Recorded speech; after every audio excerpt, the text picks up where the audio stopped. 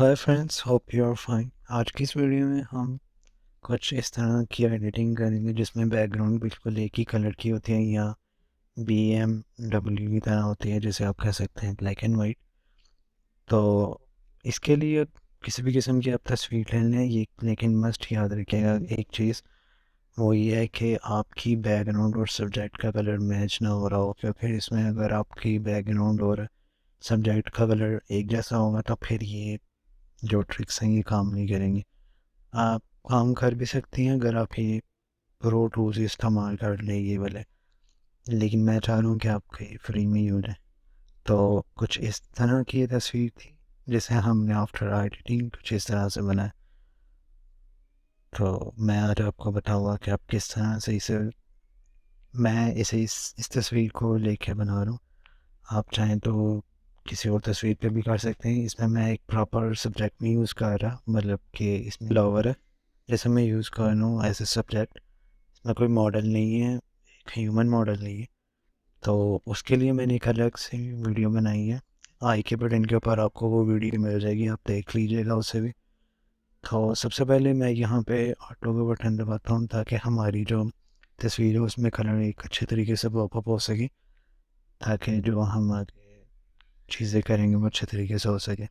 मैं सिर्फ यहाँ पे ये कलर का एक टूल है, इसे यूज़ करूँगा। कलर के टूल के ऊपर मैं क्लिक करता हूँ और ये देखिए यहाँ पे मिक्स का टूल है, इसके ऊपर आप टैप कीजिए।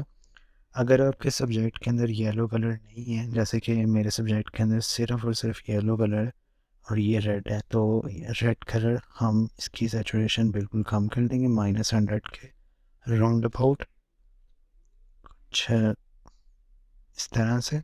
और इसकी लुमिनेंस को भी हम 100 कर देंगे माइनस की। इसके बाद ये ऑरेंज कलर है, इसकी भी सैचुरेशन और लुमिनस 100। येलो को हम इसकी सैचुरेशन थोड़ी सी ज़्यादा कर लेंगे, इसके ह्यू को थोड़ा, मतलब ताकि ये पॉप अप हो सके अच्छे तरीके से, और इसकी लुमिनेंस भी थोड़ी सी ज़्यादा कर लेंगे। ग्रीन पे भी चूँकि हमें नहीं चाहिए, और हम इसकी लुमिनेंस और सैचुरेशन बिल्कुल ही कम कर देंगे। येलो चूँकि इस येलो के अंदर थोड़ी थोड़ी ग्रीन की शेड आ रही थी, इसलिए हम इसकी सैचुरेशन और लुमिनस थोड़ी ज़्यादा कर देते हैं ताकि ये अलग हो जाए ग्रीन कलर से। और इसके बाद बाकी सारे कलर्स उनके ह्यूज़ और सैचुरेशन भी आप जिस तरह बाकी कलर्स की है कम कर देंगे, सबकी -100 तक कर दीजिएगा।